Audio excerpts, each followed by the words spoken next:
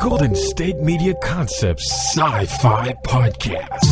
Together we dive into the world of sci-fi and science fiction. From episodes of Star Trek, Star Wars, to The Walking Dead, Resident Evil, all the hot new science fiction movies from the backdoors of Marvel or DC. The Golden State Media Concepts SciFi Podcast. You'll never look at science fiction the same way again.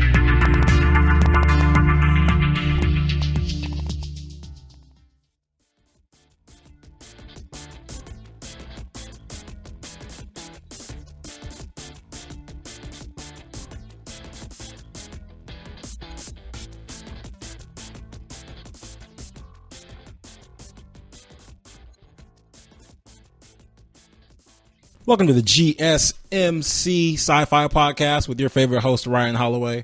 Brought to you by and presented on the GSMC Podcast Network to fulfill all of your podcasting needs. Check this out. So I was taking full advantage of my HBO a couple days ago. And I'm probably going to cancel my HBO just because it's expensive. But they have so many good movies on HBO. So many good movies and documentaries. Netflix is great. Netflix is great, and you can't go wrong with Netflix. Netflix is the brand of America. It's a brand. Netflix is like, you can't stop Netflix. Netflix is like Starbucks, and it's so much more valuable than Starbucks. But you know how you can't stop Starbucks, you can't stop Netflix. You can't. There's nothing you can do about it, unless some people show up to watch your Netflix and they look really suspicious and somebody calls the police on them because they don't look like they should be watching your Netflix. But that's a different story for a different day. I was on my HBO browse and I decided to watch Blade Runner 2049. Is that what it's called? I believe it's 2049. And I saw the original Blade Runner about a year ago in a film class, and I was like, wow, I had no idea that this movie was so outstanding. I had no idea. For the time it came out, that movie was like a big deal. I didn't know. But so I always wanted to watch the newest one, but it's like 100 hours long. And I'm like, I don't really know if I want to sign up for that. I'm not really sure if I want to invest that much time. You know how you're in the mood to watch something, but you have to be in a no. You know how you want to watch something, but you have to be in a mood to do it. I don't know. I feel like, for anybody that's listening to this podcast, which I thank you for, to listen to this podcast, even though you love me a lot, and I appreciate that, you got to be in a particular mood to listen to this one. Maybe you listen to this one on a particular mood. You listen to the weird news on a particular mood. You listen to MMA on a particular mood. You listen to basketball, soccer in a particular mood, book review in a particular mood. By the way, GSMC has all those podcasts. That's not something I just made up. But it takes a particular mood to watch particular things. Sometimes there's been times I've turned on a show and I've been like, and it'd be on for 30 seconds. I'm like, nope, can't do this today. But then on another day I can do it. It happens. I know you've felt this way before. You've ever turned on something that you DVR'd and you're like, nah, I can't do this right now. This isn't the time for this. Not even because it's an hour, just because you can't do that right now. So you watch something else that's an hour long on a different day. Like, okay, I can do this today. I can do this right now, but not this. You guys get it. Anyway, the movie's 3 hours. And I'm like, I don't really want to do 3 hours right now. So I skipped it. And then another day, I'm like, this is the perfect time to do it. So I watched it. Oh my, that movie. So when I saw the first one, it was before I was given the opportunity to bless your ears with my voice. And it's before I fell into my whole AI taking over the world conspiracy. Not like I invented it, but before I fell into it with a lot of you guys that believe the same thing, that AI is going to take over the world and it's going to be basically like the Matrix, where we're just running from robots and we're living in a simulation and the robots are just trying to just destroy us all. Now,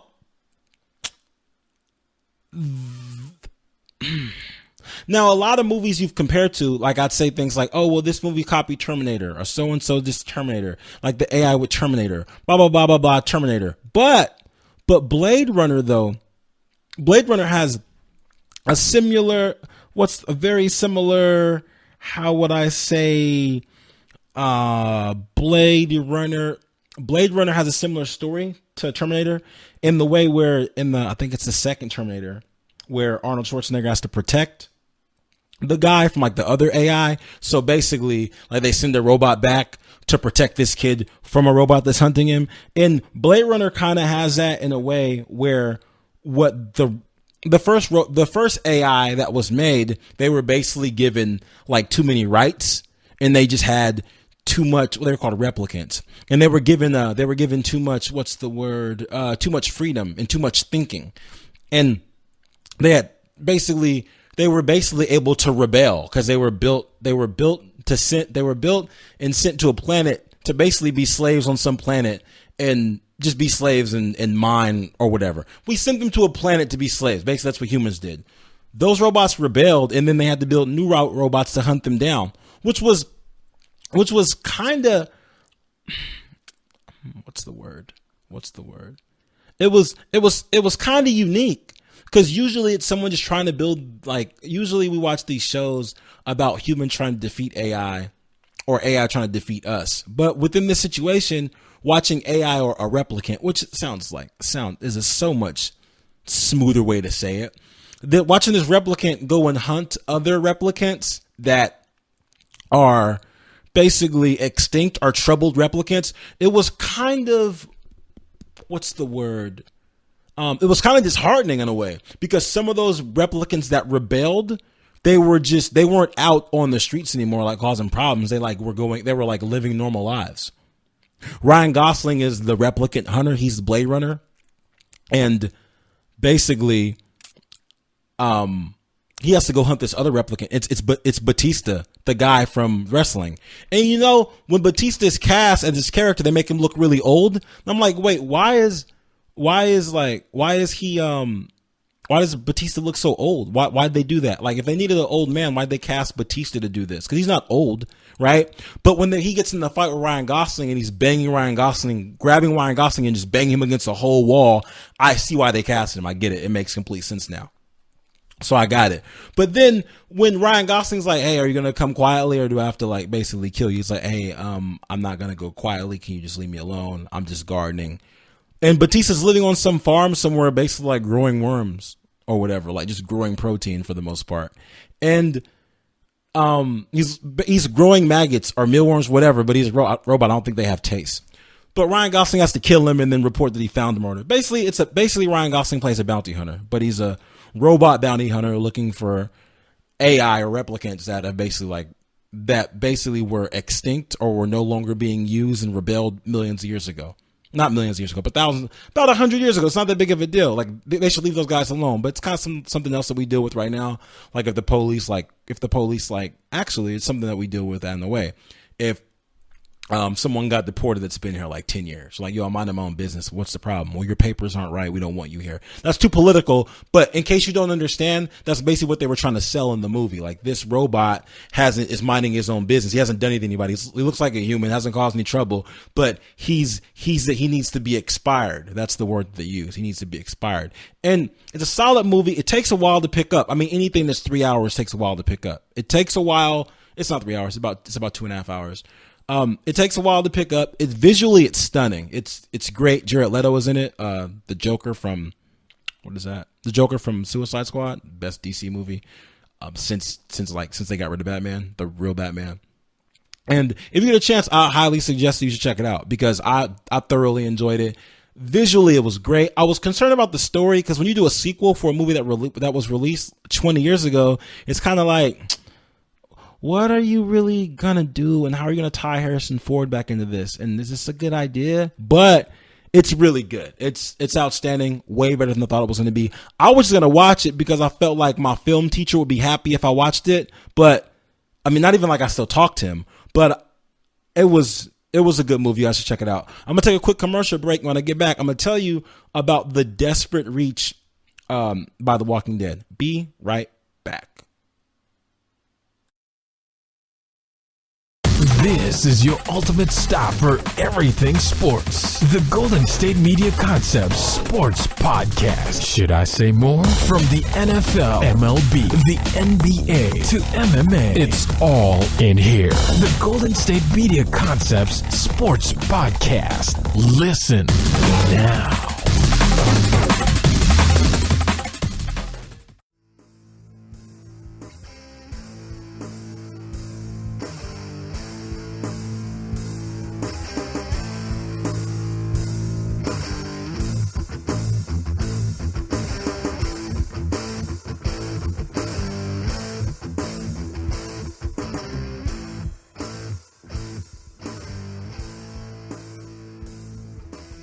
Welcome back to the GSMC SciFi Podcast with your favorite host, Ryan Holloway, brought to you by and presented on the GSMC Podcast Network. Now, please, you should have to definitely watch that movie if you haven't already seen it. I didn't even mean for that to go for the whole first segment. I meant to just tell you about it a little bit, but somehow, some way, it went on longer than I planned for, and that's okay because I'm really into I'm not into AI. I guess I'm at an age now. It's really strange, right? I'm at an age where I guess I can have like theories about the end of the world. Because when you're younger, nobody cares about that. Like, 1990, the year 2000 is coming, Y2K, everything's gonna explode. When that popped off, I was really young. I was like, whatever, that doesn't matter. What's gonna happen? Worst case scenario, everything's gonna be fine. And then I think was the world supposed to end again in like 2012 or 2010? Nobody knows. But that movie came out where the world was gonna end. Doesn't matter because the Mayan calendar, nobody cares. But as you get older, it's like, wait a minute, all these robots can do everything. In fact, Alexa actually recorded someone's conversation that they were having in their home about a floor and then ended up basically sending that voicemail to a flooring store. So imagine you and your spouse having a conversation about flooring in your home, and Alexa takes down the conversation and then calls a flooring store and then leaves your conversation on the voicemail. Yeah, somehow, some way, Alexa was like magically triggered, and because it heard something that sounded like Alexa and then just began recording. Can you imagine what else could have been happening by accident? Ugh. Well, look, that's something for weird news. That I almost had a crossover episode like how they do on NBC. But this was something I want to talk about. Walking Dead is doing a desperate reach, and they're bringing back John Bernthal. In case you guys didn't know, that is Rick's best friend from earlier, probably from like season 2. And you know what's interesting? Actually, it's not even interesting. It's great. He does have a pretty good story. Well, you know what? I don't even know. I'm not sure what his capacity is going to be in the show, but they're just saying that he's coming back. Like, nobody really knows exactly what his capacity is going to be in the show, but apparently he's coming back. And I want to know exactly what what the plan is. I mean, it might just be for a scene. I watched a YouTube video that said it might just be for Rick having a hallucination or something like that, possibly. Or it might just be for like several episodes. Nobody really knows. But Rick is coming back. But we saw John Bernthal die. We saw him die. They had no plan to bring him back. So it's not like a Glenn death where Glenn faked his death 30 times until Glenn finally died. And we're like, okay, well, Glenn got hit with the bat 50 times. He's actually dead. We saw John Bernthal turn into a zombie. So there can't be any, I'm not really a zombie type of thing. The story with him is interesting though. In the story, his name is Shane. What ends up happening, if you guys don't remember, Rick woke up in the hospital away from his family completely. And Rick ends up finding, I believe this is when Rick first found Morgan and was hanging out with him. Prior to that, Shane is creating a group with him and I want to say her name is Allison, Rick's wife at the time. Her name is not Allison. I'm not going to say that. But Shane is kind of rocking with Rick's wife at the time. And they think Rick is dead. So, of course, best friend's wife, end of the world. I guess that's what we do. So they end up hanging out and, doing some things and what have you. Eventually, they end up meeting up, egos clash, things like that. John Bernthal ends up getting bit and turns into a zombie, right? What we end up finding out years later in the zombie world, for us it was probably like 2 seasons later, we find out that Judith, the kid that Rick's wife had, isn't Rick's kid. We find out that it's actually Shane's kid just because the math doesn't really add up for her to be pregnant. So Judith is actually Shane's kid. So when John Bernthal comes back, I mean, I guess there'll be something to that in a way. We can kind of, I don't know. I feel like, how do I say this? I feel like them bringing him back isn't completely useless. Like they can do good things with him.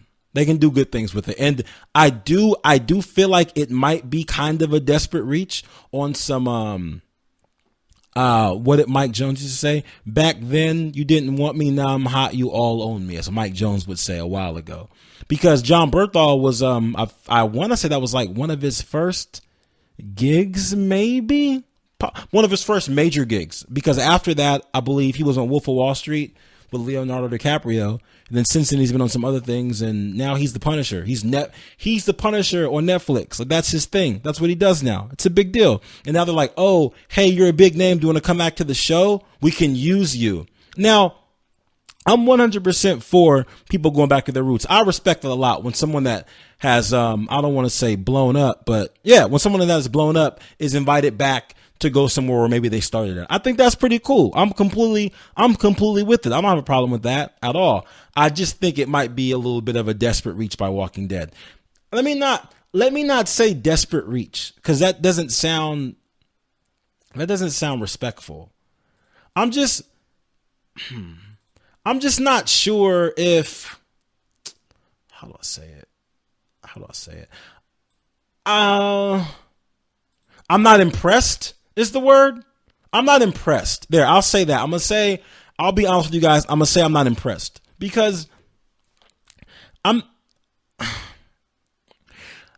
going to say I'm not impressed because I'm going to say you can do better. And what I mean by that is because you're bringing him back, and like I know his backstory and a lot of other people may know his backstory, I feel like I've already kind of written to you what's going to happen, right? Because we already know that that's not Rick's kid, it's Shane's kid.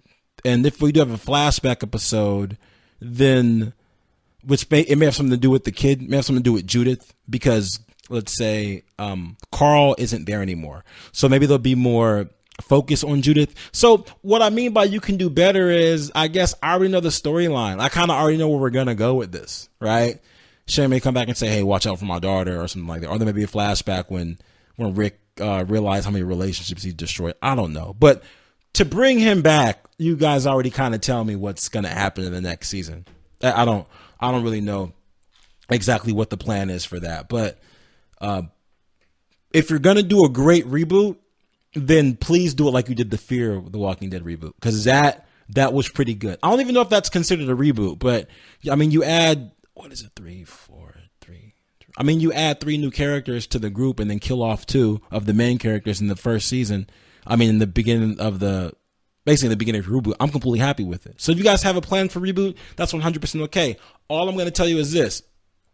I don't really know how I feel about the Punisher being on Walking Dead if he can't have all the Punisher guns and can't fight zombies like he's been fighting actual humans on Netflix. Not sure how I feel about it, but I'm gonna be open-minded because I already pay for cable. So with that, I'm gonna take a brief commercial break. When I get back, I'm gonna tell you guys about how, I don't even really know how to explain this. I'm gonna tell you about how Marvel is trying to explain why they killed off the people that they killed off and what they're gonna do about it, but not really explain it to you, but kind of talk in circles. Because when I read the article, they kind of spoke in circles. So we'll all figure it out together. Be right back.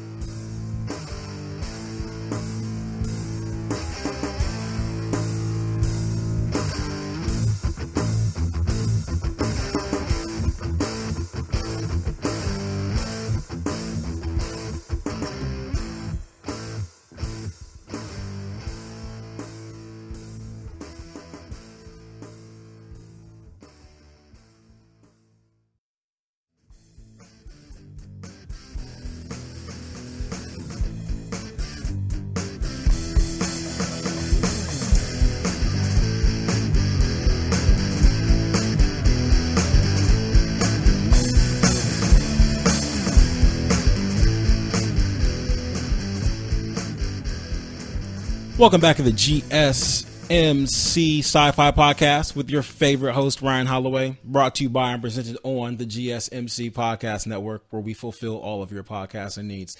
So I'm not very impressed with that Walking Dead attempt. Maybe it wasn't supposed to leak. I guess I would have felt better if it was a situation where it didn't leak and I was just surprised by it, but for them to, like, obviously it's reported, right? So for them to be reported and then leaked and us told about it, I feel like it's kind of a cheap attempt to just have us tune in. After like we're told Rick is leaving, it's like, oh, but guess what? You get this character that died. No, just write a good show. Like, don't tell me Rick's leaving, then say we're gonna bring in his dead best friend. Yeah, no, that's not how that worked. That's not helpful. It's not helpful. It's kind of like when the Cavaliers lost LeBron James and then drafted Kyrie Irving. Like, look, we got Kyrie Irving. It's like, we don't even know who that is. And then all along, they just need LeBron back. That may happen with AMC. It may happen with Walking Dead. Rick walks off the show or dies or gets shot, whatever. And then we have like all these John Bernthal flashbacks. I'm like, you know what? Punisher just doesn't fit on Walking Dead. We can't do it. Then Rick just shows back up. So hopefully when Rick does leave the show, he doesn't get murdered, because then how are they going to bring him back? But I feel because Rick does want to leave so he can do something else, just like Maggie wants to leave. Because if you do a show for so long, it's kind of gets to a point where I guess you just want to do something different, right? After you're around for so long, people just see you as the guy from the thing, and you kind of want to, even though you get really successful from that thing, you kind of want to go be somebody from somewhere else, like Don Draper. That's not his name. His name's John Hamm. He played Don Draper for 1,000 seasons on Mad Men, which was great. I'm sure he's tired of being called Donald Draper. He's in other shows or movies, and I'm like, that's Don Draper. You guys, you can't trick me. That's just Don Draper. Same thing with Michael Alexander. That's always going to be George Costanza, no matter what.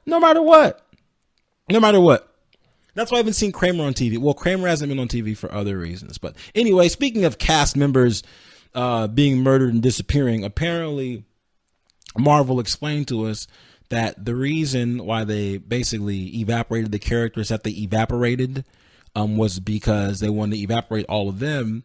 And if you notice who got evaporated, it boils down to the original Avengers that are still left there, like the original ones. Those are the ones that didn't get evaporated. All the other ones were basically add-on characters.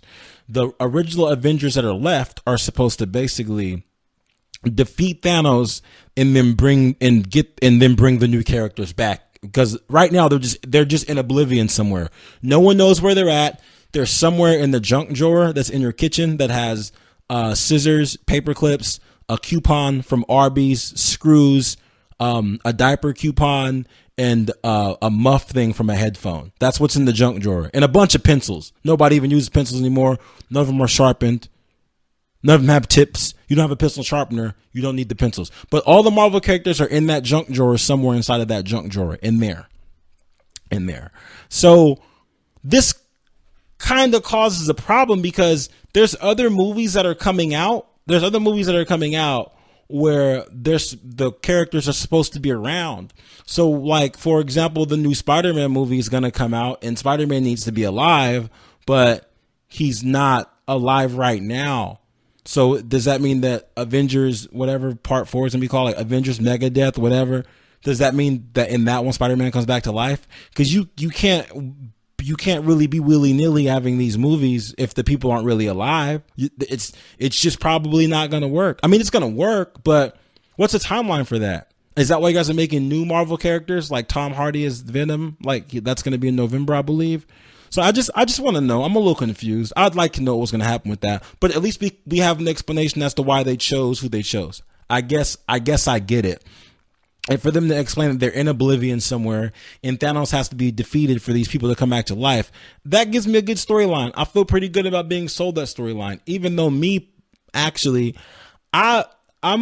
kind of happy that Thanos reached his goals. For those of you that have finally seen the movie, I didn't want to do when I saw it. When I did see it, I'm not sure if I gave a spoiler. Actually, I think I did 2 reviews. One had a spoiler, one didn't. It doesn't matter. I'm happy that Thanos achieved his goals. Want to know why? Because Thanos is mega evil. Well, he's not mega evil, but Thanos had a plan where he has to go around killing half the population. Then he'll just like die off somewhere, because he says that organisms are sucking up all the resources on the planet. Okay, Thanos. Got it. Completely fine. That's okay. But for him to really give up and get what he really wanted, to get one of those rings, he had to destroy something that he loved. And then his daughter was like, haha, you don't love anything, haha, so you'll never get what you want. And then he basically had to kill her to get what he wanted, and it was bittersweet for his daughter, because his daughter realized, you love me. Oh my God, that's so sweet. Oh no, you have to kill me. That's too bad. So it was very bittersweet moment. So Thanos just basically killed everything he loved to get these rings. And once he got the rings, all hockey sticks broke loose. I don't know if I could say the word on here. I'm not sure. But everything just broke loose. And then all the Avengers, not all of them, but the ones that were add-ons, I guess, additions, expiring contracts, all those Avengers basically just vanished into oblivion. And the rest of them were chilling like, whoa, what are we going to do now? What's happening? So I'm pretty excited about the next step of Avengers. I just kind of want to know how they chose who was gonna vanish and who wasn't. Hopefully this doesn't mess up the timeline for other movies, unless they're gonna do them and tie them back to before this movie came out, which seems like it'd be pretty difficult to do. With that, I'm happy with where Avengers is going. It's great, no complaints at all. On the next show, I'm gonna review Jurassic World for you guys. I'm gonna review it. I should have saw it a week ago, but I didn't get around to it. Why? Because I was watching Blade Runner 2045 and it was 24 hours long. So I watched Blade Runner and it was so long that I couldn't get anything done. That's my story and I'm sticking to it. Listen, you guys have a wonderful weekend. I greatly appreciate you letting me bless your ears with the magic that comes from the GSMC SciFi Podcast. May you live long and prosper and watch out for potholes. Have a great weekend.